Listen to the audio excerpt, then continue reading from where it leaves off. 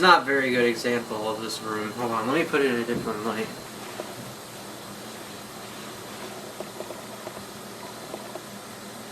Holy autofocus. Probably doesn't like the glasses, but also the lighting down here is crap anyway.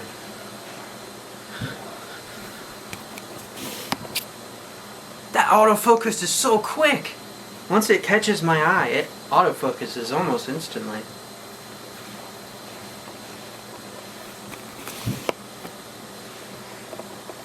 Yeah, that's quick. And it's, oh, look at that effect. That blur effect, that's good for a 2.8. I love that so much. Ah, that makes me so happy. Yay!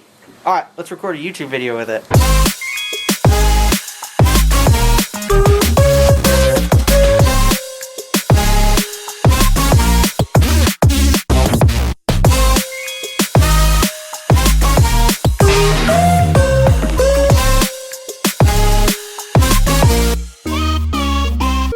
Today, I finally have time to make this video, and it's finally time to get back to this thing and do a progress update of how my Centro Vac is doing, as this has been an ongoing series for the last, I don't know, 3 years, I guess.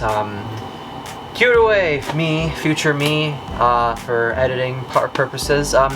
How is everything upstairs doing? Every inlet has tape on it to stop it from leaking. Carpet brush can't start up properly because the bearings are seized and it'll trip the overload on this carpet every time, and you have to let it spin up in the air first. How is the hose and wand doing? Hose has multiple tears in it.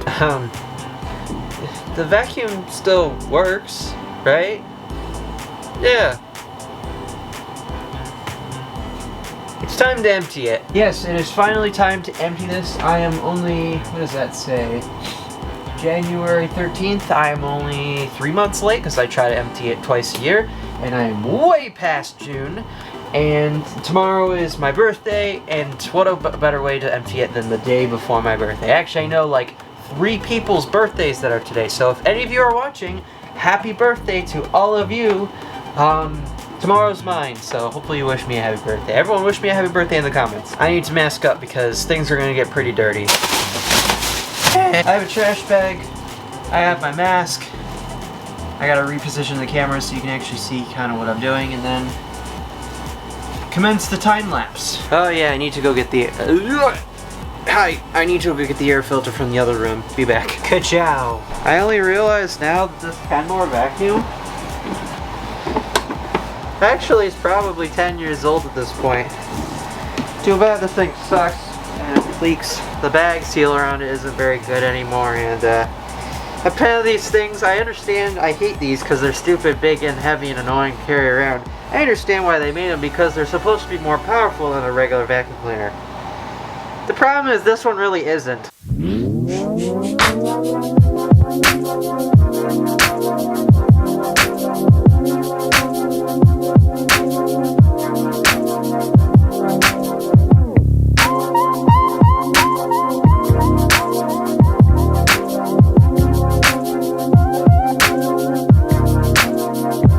Alright, I'm going to put my hearing protection in, and what I'm going to do is I'm going to turn the breaker on, and I'm actually going to run the unit without anything in it just to get some air flowing.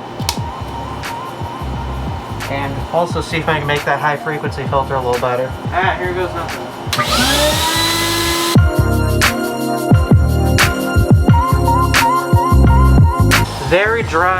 Very dry motor, very dry. It's dry, it's crisp, it's neat.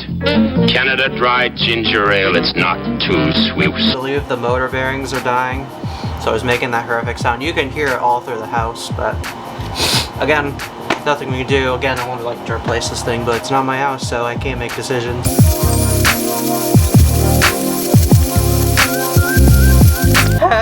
Alright, time to put this thing back in.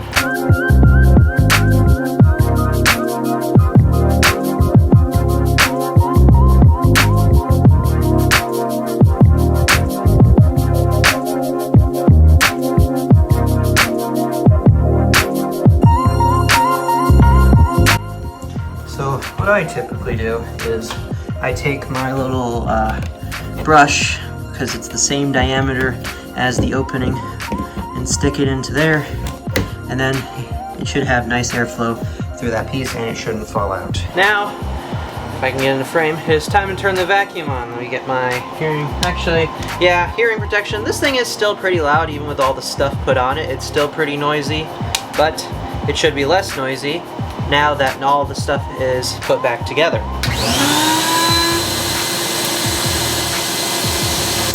Alright, let's go.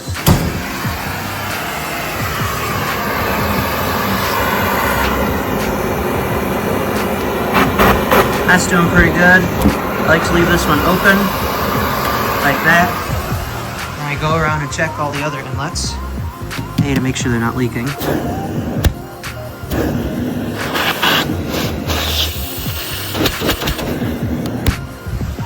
Basically, I'm just checking to make sure all of them are flowing pretty good. I have an idea of what it should feel like with half of them not flowing.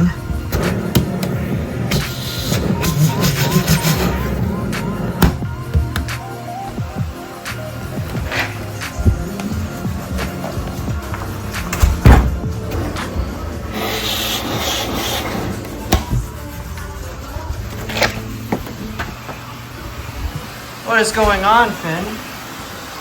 What is happening? What is happening? Finn is not used to me doing this. This is all new stuff. Perry is probably terrified. This one seals very nicely. And then the one in here, that has not been replaced yet. Let me wipe off my camera lens here.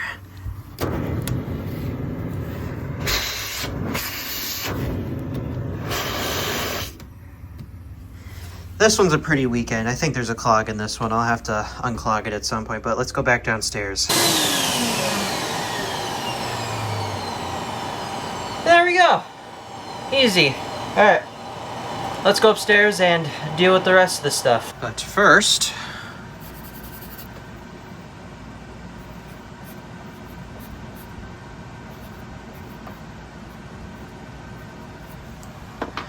vacuum has been emptied. Yes, that is what these markings are for, is I'm marking when I last emptied this, so January is the next time we empty this.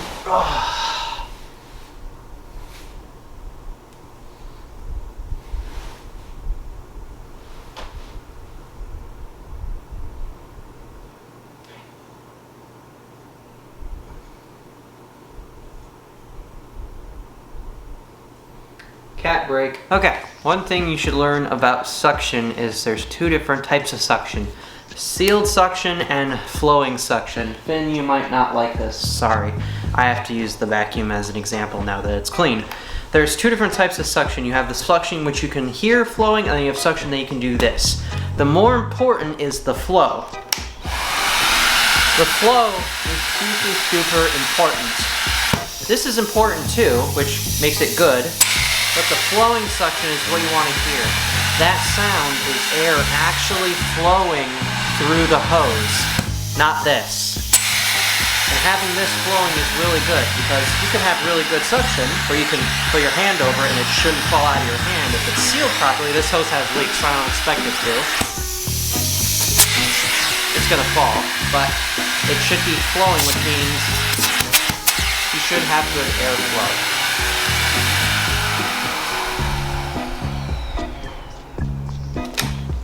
What do you think? Was that a good demonstration? He didn't seem too bothered by it. I thought he would have flipped out. Two different types of airflow can help you decipher which is your problem. If you have no suction because of no airflow, or no suction because you have a leak. A leak, if you put your hand over the hose and you don't feel very much like sucking to your hand, you have a broken pipe somewhere. But if you have low flow, like there's barely any dirt flow or barely any air or dirt flowing into the hose, but you can put your hand over and it wants to suck right to your hand, that means you have a clog somewhere. A clog can happen if your pipe's been installed correctly or you suck something up that's too big to get through a tight bend in your system, which is also part of an install problem. Right, Perry? What do you think? I know, you're just curious about staring at that camera, huh? Okay, moving on. Another thing you should do is maintain your vacuum's power head if you have a carpet cleaner. Here's my carpet cleaner. It's 26 years old. And as you can see, it has had some years put on it, and this thing does not like to spin very well anymore. So make sure that the brush bar bearings on each side are clean so it actually spins freely. This one, if you don't lift it off the ground for the first few seconds of turning it on, if you haven't used this thing in a week, the motor won't start correctly and it'll actually trip the overload set push trip. So we have to let it push off to the ground for a little bit just to get it going again. I just messed with the height adjustment, oops. But yeah, so manufacturers recommend like every 6 months or so you're supposed to take this thing apart and clean it and then get it serviced properly every 3 years. I take it apart every 3 years and then service it never. That's basically, these things are built to never die, except this one wants to die because it's been in service for 25 straight years. Well, 15 straight years technically, but you get the point. Thank you very much for watching this video. I hope you enjoyed. I'm dying. Like, subscribe, share this video with your friends and family, and I'll see y'all later. Peace and high five.